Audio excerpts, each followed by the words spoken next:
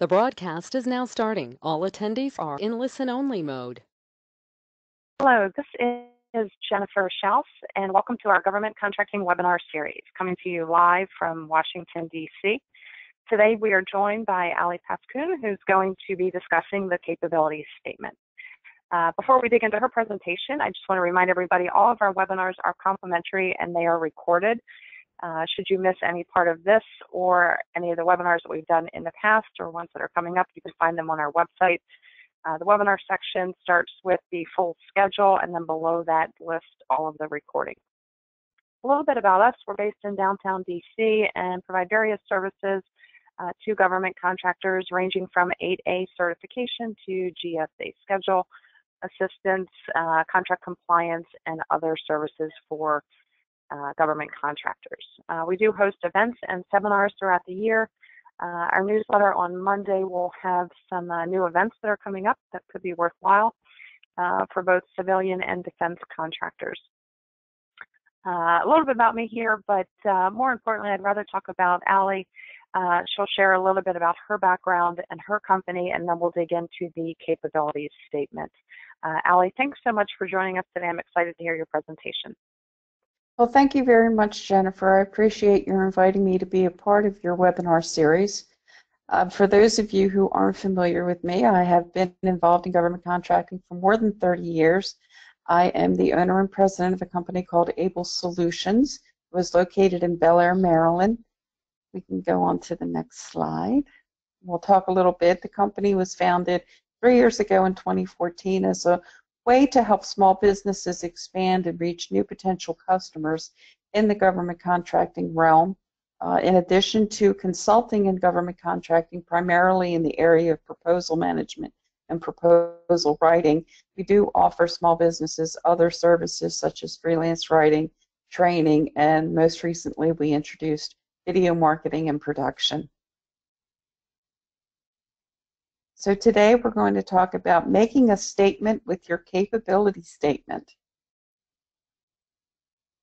What exactly is a capability statement?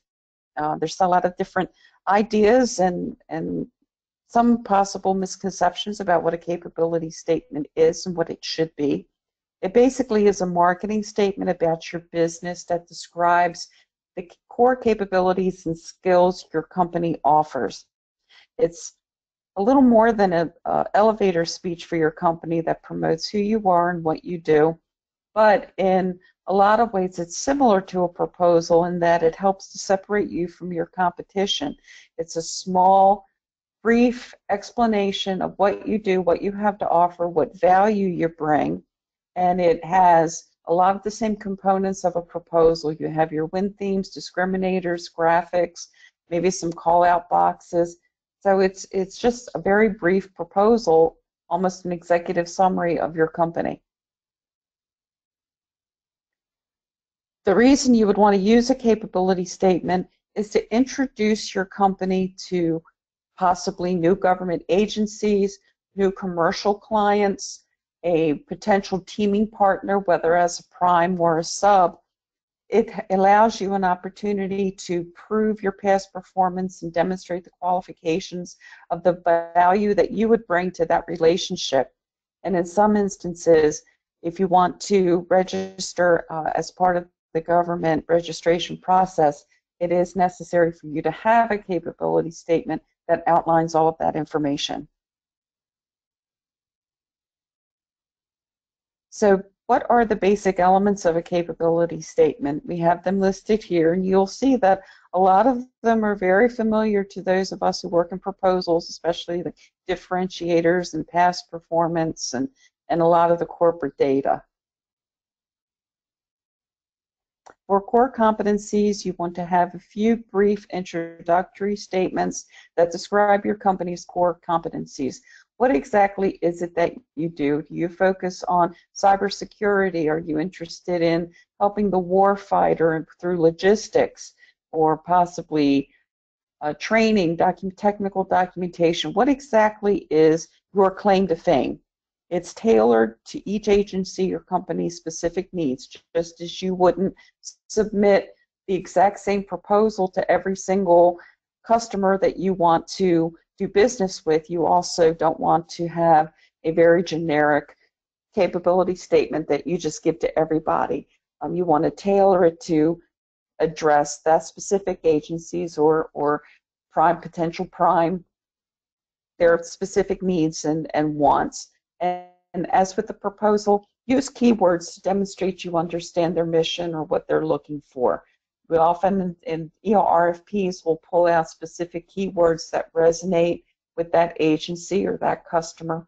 You want to do the same thing here.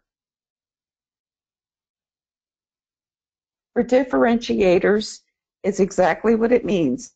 What is it that separates you from your competition? What will make them decide that they want to work with you and not anybody else? What is different about your company? What is unique that you can offer that nobody else can? Highlight that so they realize that you're the best choice out of the pack. Past performance, again, exactly what it means. List the previous contracts and customers you have performed similar work for. The best, of course, is to demonstrate work that you have done already for that particular agency or that particular customer. If you have done contract work, for example, with Lockheed Martin, and you want to give a capability statement to demonstrate why you are the best choice to be a teaming partner with them on another contract. Well, obviously, you want to highlight the relationship that you have with them and the previous work that you have done on contracts with them as a team. Same thing, if you have worked with other government agencies, that's your second choice. What have you done similar work but for a different customer? And then, of course, go into your commercial contracts.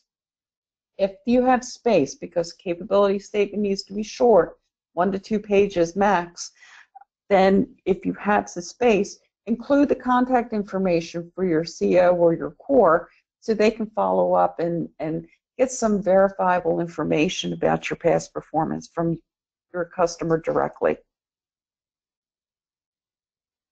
Under company data, again, describe your company history in 1 or 2, maybe 3 brief sentences. Why you got started, how you got started. List basic information that you would expect to find about any company, the size of your firm, what is your annual revenue, how many employees do you have. You might also want to include information such as location. If you have working with an agency that is near a specific Army base, for example. Say you want to work on a contract at Aberdeen Proving Ground. Well, being able to say, our headquarters are in Boston, Massachusetts, but we have an office that's 5 miles away or it's right on Aberdeen Proving Ground on base is something that you would want to highlight. You also want to include any applicable codes that you have, your DUNS number, your CAGE code, what NAICS codes are you eligible for, what GSA schedules do you have, any of that type of information. And the more that you can provide as far as contract numbers and if there's room, that contact information where they can speak to your CO or core would be very helpful. Contact information, who in your company can they call? Is it the COO? Is it the contracts office? Is it the program manager? Who in the company should they contact to pursue additional information or to pursue a teaming arrangement with you? And make sure that you include all their information, name, email address, phone number, fax number, and of course the URL for your website so they can check you out. In summary, a good quality capability statement is an important part of any marketing campaign.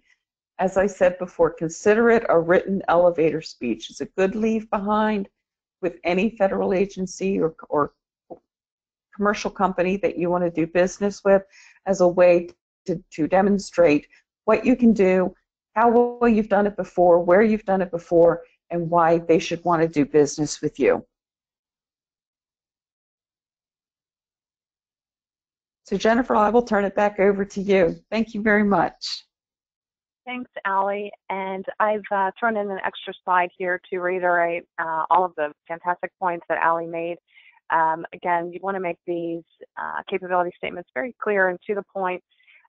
My preference is one page, but sometimes that second page, as Allie mentioned, is great for putting the contact information for the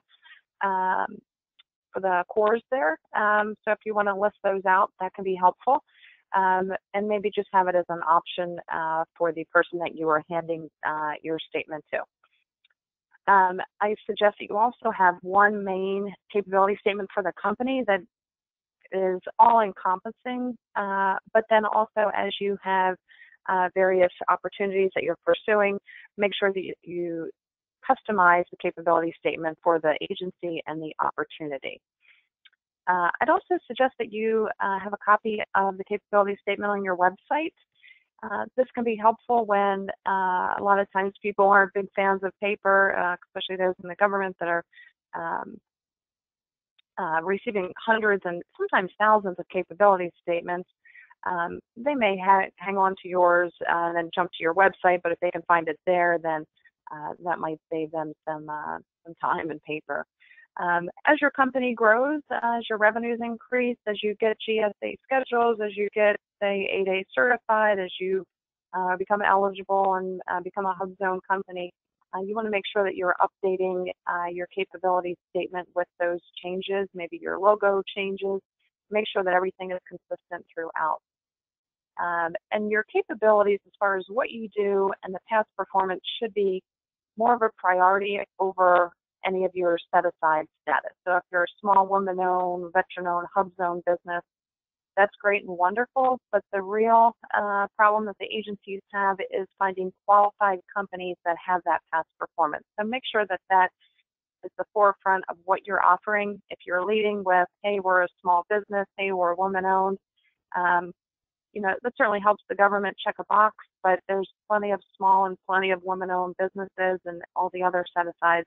The real problem that they face and the real challenge or obstacle is finding companies that have that past performance. So, so thanks again, everybody. Thanks again, Allie. Her contact information is here. So if you need help with a capability statement, whether it's creating one or customizing one, or you want Allie to review yours, her information is here. Please contact her directly at the phone number or the email. Next week on Monday, we are covering the veteran-owned certification, financing for government contractors, ITAR on Wednesday, Thursday is GBPR, and Friday is the management section of the proposal. Weeks 9 and 10 we'll talk about GSA schedules, 8A certification, and sole source contracts. The full schedule's on our website. Allie, thanks again for joining us today and sharing great information. Thank you. It was a pleasure.